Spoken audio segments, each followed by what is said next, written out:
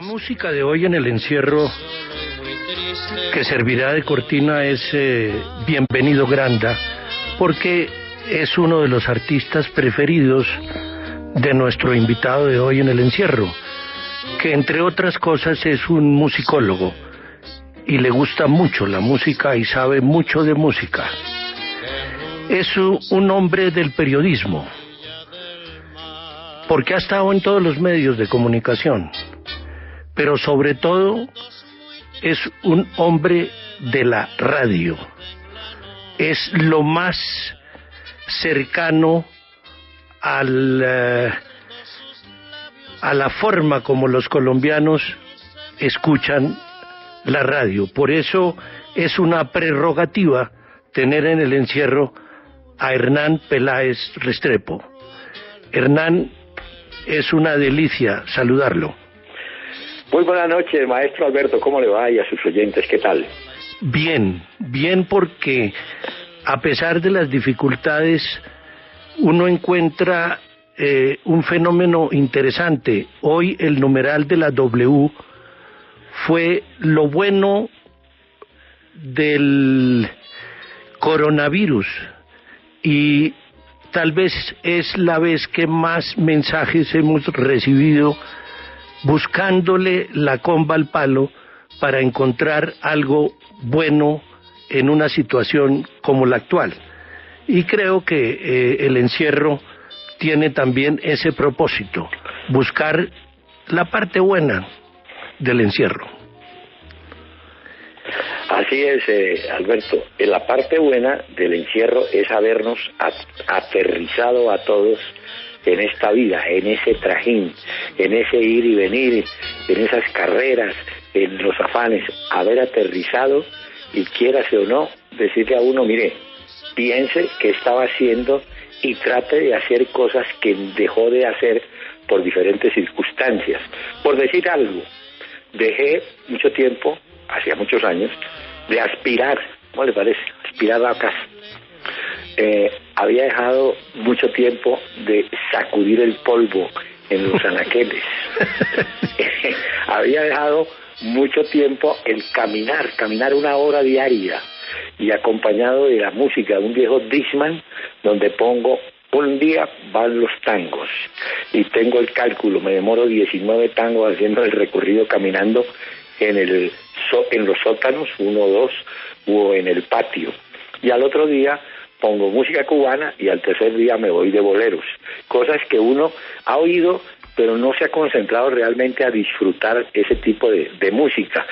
Y sabe que es lo más importante, volver a leer, ¿no? Se va llenando de libros y de libros, los ojea, los subraya, y me he dedicado a Cortázar. He empezado como él con Bestiario, que creo que lo hizo por ahí en el 49. Fantástico. Y hay un libro muy bueno que se llama Cortázar de la A a la Z, donde se revelan fragmentos de cartas, apuntes, un bonito trabajo. Hizo una señora de apellido Bernardés. Le fascinaba el jazz. Sí, señor, el jazz, y sobre todo tenía como él mismo lo describe, su gran ídolo fue Louis Armstrong. Sí, y yo lo recuerdo mucho porque en un cuento Cortázar habla de que fue al Olimpia de París a ver a Louis Armstrong.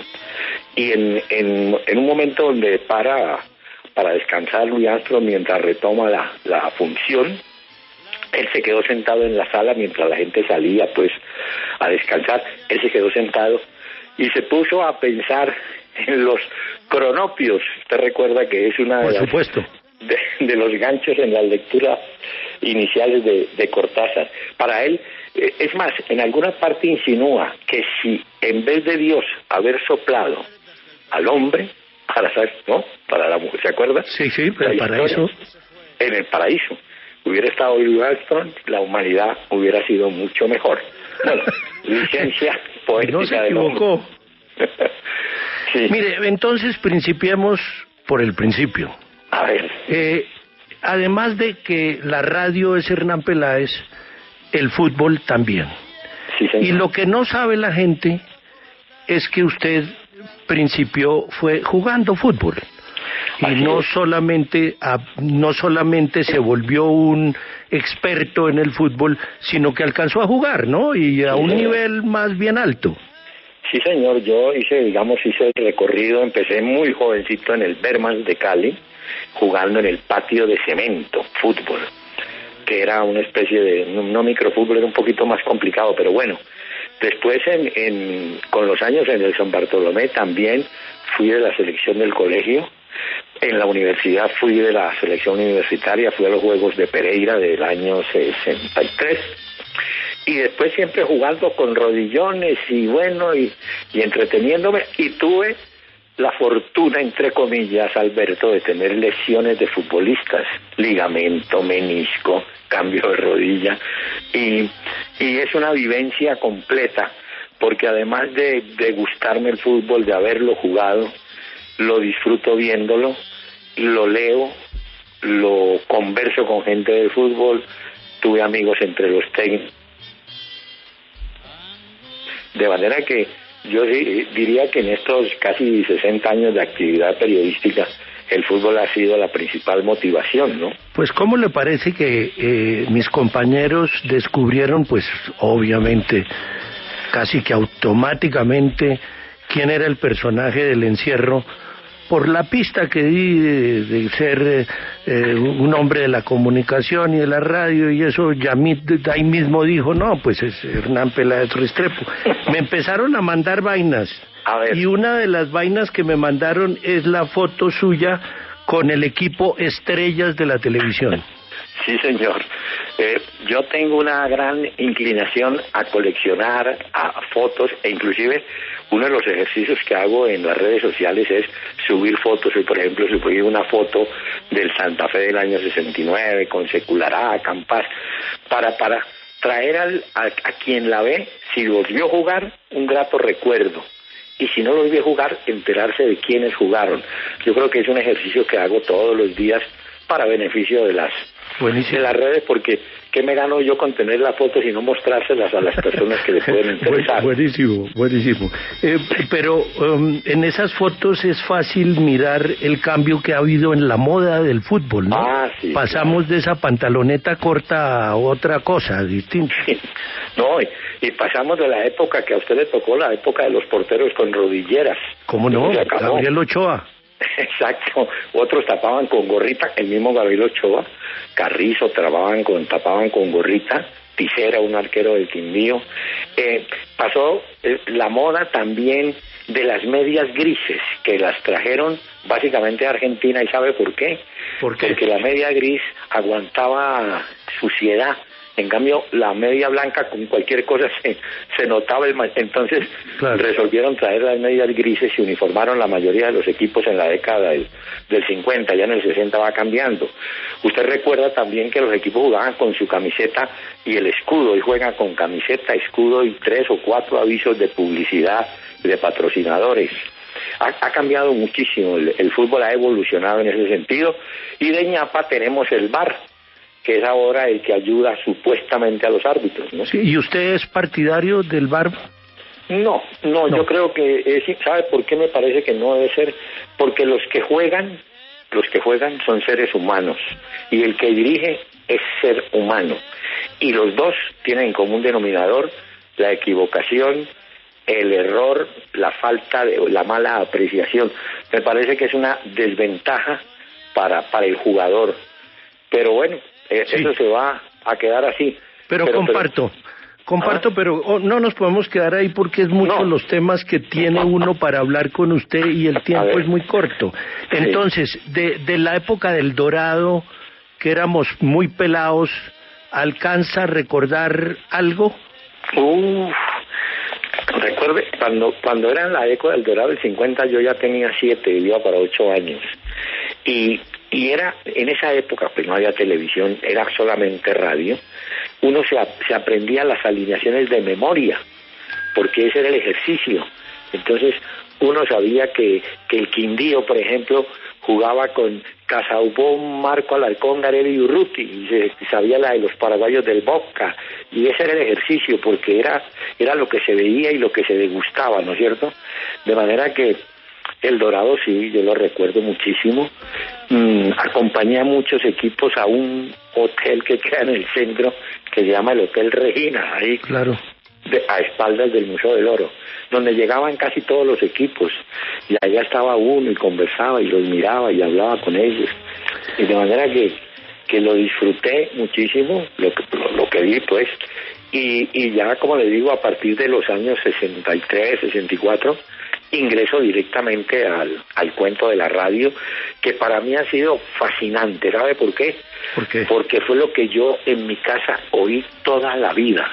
Oí el circo mejoral que lo hacía en el RCN, los catedráticos informan, los grupos de canto de tangos o de boleros que venían a los radioteatros, todo ese tipo de cosas las atesoro en el recuerdo.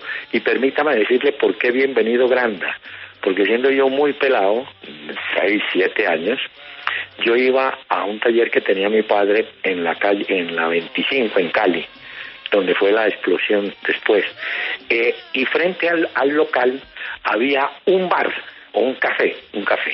Yo en mi inocencia veía que el café se llamaba XX, era Café 20, el siglo XX, y en la radiola desde las 6 de la mañana o 6:30 que yo llegaba, estaba sonando Bienvenido Granda, estaba Daniel Santos, era la época dura de la sonora y de los cantantes de Cuba, de manera que por ahí me enganché con estos cantantes y hasta hoy los conservo como algo muy, muy querido para mí. No, me consta que usted es buenísimo para eso de la música, porque tiene una claridad enorme de la diferencia de cada uno de esos personajes que para el tiempo en que estamos hablando eran las estrellas, pero es que no me puedo saltar algo que admiro mucho en su trabajo, que es la memoria.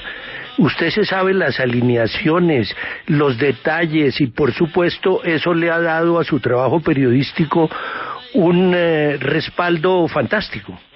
Sí, yo creo que eso es el derivado de la educación que nosotros recibíamos le hablo de primaria. Uno se aprendía las tablas de multiplicar de memoria.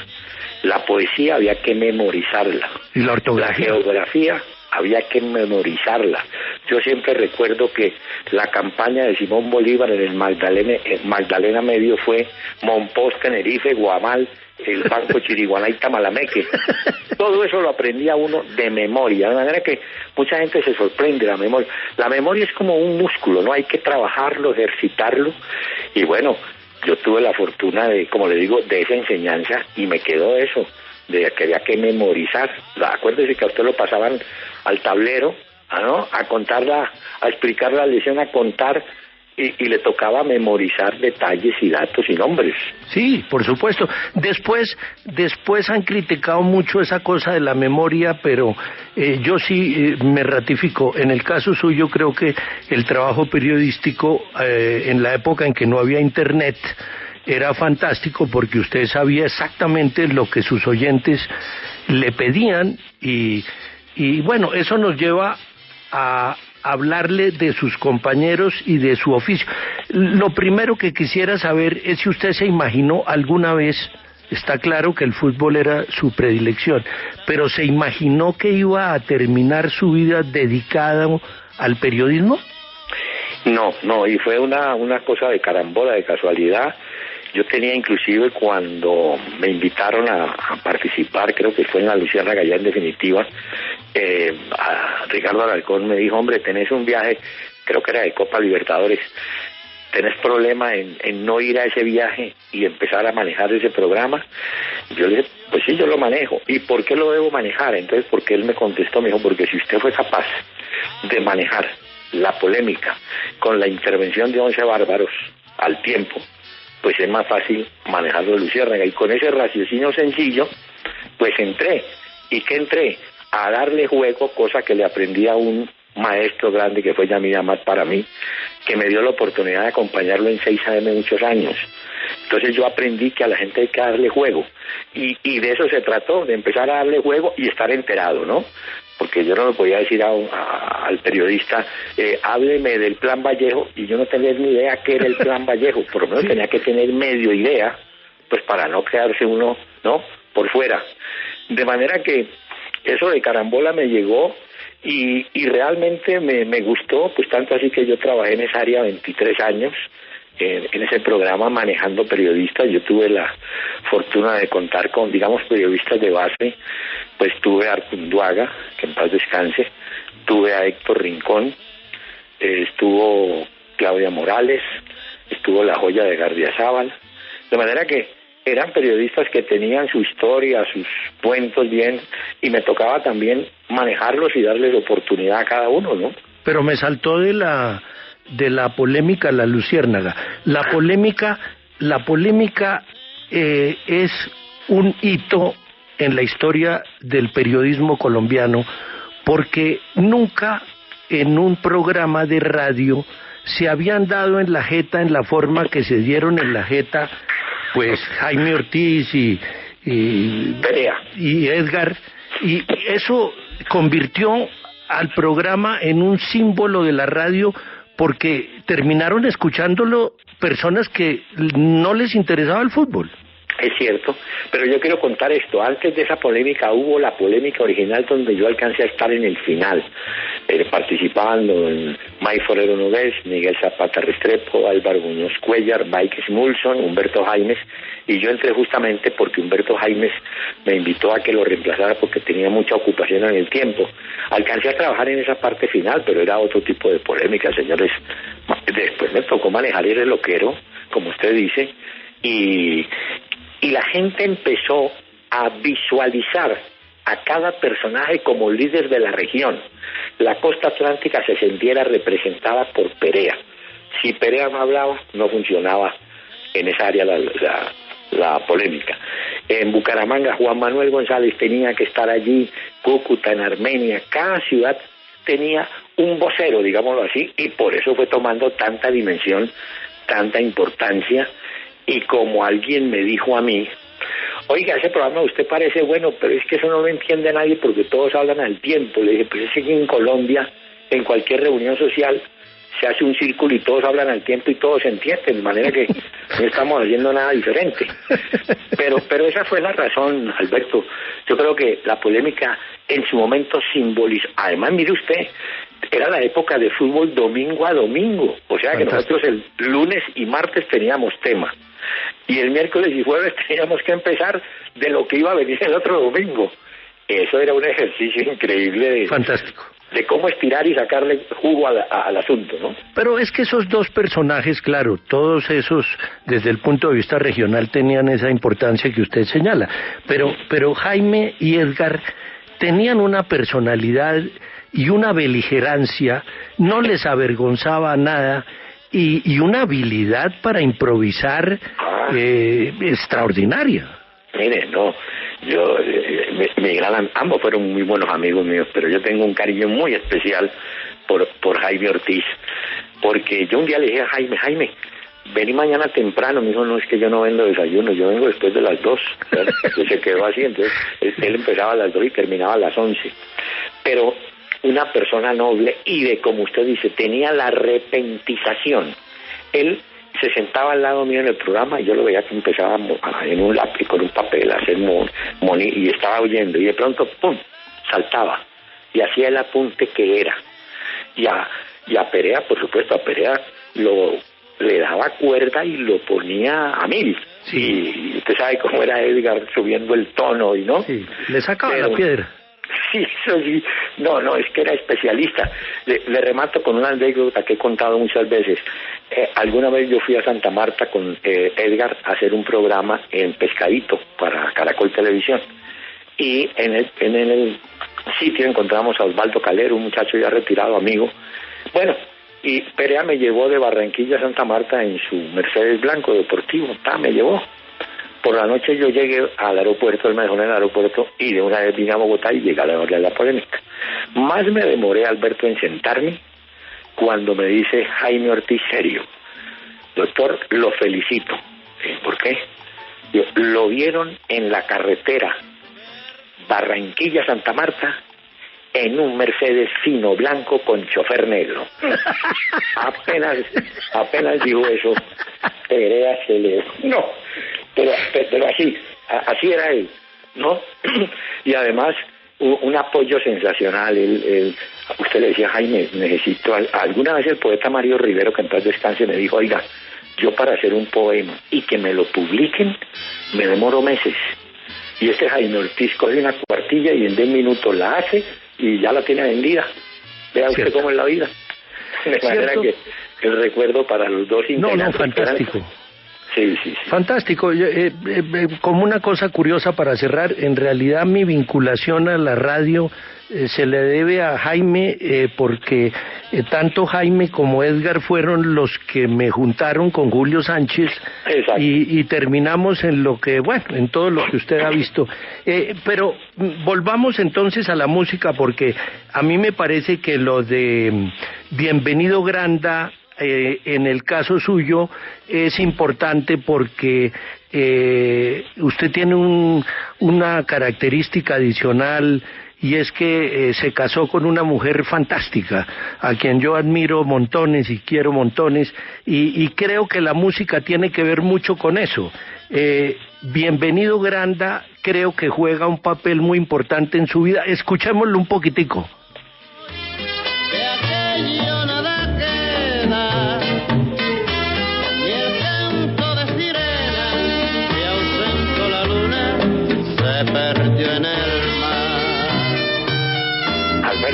Señor. Y no olvide usted que García Márquez, cuando fallece Bienvenido Granda, le hizo un homenaje, y lo tengo grabado, donde él dice que estando en México aguantando filo, pues aguantando hambre cuando no era el García Márquez novelista grande, su admiración era por Bienvenido Granda, y él lo seguía, porque Bienvenido y La Matancera, en los años 60, después de lo de Cuba, se van para México, y él lo seguía, y dice, en la parte donde él revela eso, que su bigote, el de García Márquez, cree él, se debió al bigote que canta, que era Bienvenido Granda. Que murió en México, ¿no? Murió en México, exactamente, sí. Creo que sí, en México. La lista de las personas que usted escucha, pues sería muy larga, y quisiera antes que habláramos de La Luciérnaga, porque esa es la otra... Pues yo diría que la otra envergadura de una radio creativa que le ha permitido a la radio vivir en medio de las crisis, y bueno, y qué mejor ejemplo que el de hoy, en que la radio está todavía aumentando su influencia y su capacidad, y realmente La Luciérnaga fue otro espectáculo, y en eso usted jugaba el papel de, pues, el mismo que estábamos hablando, de moderador, de moderar, sí, correcto. Exactamente, porque yo partía de un principio: si la persona se cree buena en su oficio, que lo demuestre. ¿Qué le falta? La oportunidad. Entonces, yo, por ejemplo, tengo una gran estima por un muchacho de los trovadores que hoy no está en Caracol, Loquillo. Yo estando en el máster, ellos estaban afuera del máster, yo veía que los de afuera del máster se reían, Kilio, los que estuvieran en la mesa, se reían. Y yo decía, ¿pero cuál será el cuento de este? Y salí y le pregunté a uno de ellos, a Lulú, ¿qué es lo que hace? Me dijo, no, él hace apuntes y chistes y imita voces y tal. Entonces lo llamé. Dije, venga, Jason, creo que es ya, mejor Loquillo, venga, hágame un favor, necesito que me haga un taxista al aire, por teléfono, porque salían por teléfono. Me dijo, listo, yo lo hago. Salió el taxista, y ¿sabe cómo? Echó un cuento de que un policía lo había parado, para ponerle un comparendo, y empezó él, como taxista, a decirle, mire, señora agente, hay 50.000 maneras de arreglar este problema, y el policía le contestó, no, mira, hay 100.000 maneras de arreglar este comparendo. Y entonces yo dije, este tipo tiene talento, y lo empezamos a sacar un poquito de su trova, de su música, y darle personajes, y empezó. Pero eso le digo yo, Alberto, hay que tener la visión de decir, este tiene esto, vamos a aprovecharlo para que sea beneficio de él y del programa. Yo creo que eso es fundamental, y fue fundamental. No, pues ¿cómo? Perdonen, la luciérnaga para todos, ¿no? Pero por Dios, eso sin usted no hubiera sido lo que fue, porque es que eran todos estrellas, y entonces manejar las estrellas es lo que hemos dicho de las selecciones de fútbol de estrellas, eso no funciona, se necesita que haya un director que logre manejar esa cantidad de personajes, como a Díaz Salamanca, a Daza, a Polilla, a Rizaloca, bueno. Y ¿sabe quién? Que era simpaticísimo como lo manejaba, a Artunduaga, porque Artunduaga llegaba con unos temas preparados, y él me preguntaba, ¿de qué van a hablar? Y yo le decía, no, tranquilo, no te preocupes, ¿los tienes ahí? Sí, perfecto. Y resulta que sobre la marcha le cambiaban los temas, y el hombre tenía que rebuscarse las respuestas, inventarlas, hacer cualquier cosa para salir de ese problema, y él se angustiaba, me decía, pero ¿cómo me cambian el tema? Bueno, no, es que el tema es este, no el suyo. Y también se le dio manejo con una gran colaboración, porque tenía un sentido del humor, porque yo le dije, de ustedes se van a burlar los músicos. Me dijo, listo, y así fue. Y se volvió famoso con su saco de cuadros en su momento, y con todo su estilo. De manera que yo creo que han sido vivencias muy lindas las que he tenido yo, y como usted lo dijo al principio, yo he trabajado en todos los medios, pero realmente la radio para mí se ha sido lo mejor. Pero si Yamid Amat cambió el periodismo radial en Colombia, usted cambió el periodismo deportivo en Colombia. Y lamentablemente se nos acaba el tiempo, porque usted sabe que aquí el reloj en esto de la radio es imperativo, pero se nos queda tanto entre el tintero que yo creo que vamos a tener que repetir la dosis, si usted generosamente me acepta como hoy esta participación suya en el encierro. Con mucho gusto, Alberto, cuando usted lo quiera y lo convenimos. De todas maneras, permítame agradecerle a usted y a sus oyentes que han tenido la paciencia de compartir esta media hora. Ese es el fuerte suyo, ¿no? El que siempre ha pensado en los oyentes y por eso los conquistó, como hoy espero que lo haya ratificado en el encierro. El lunes tendremos otro personaje de interés nacional en el encierro.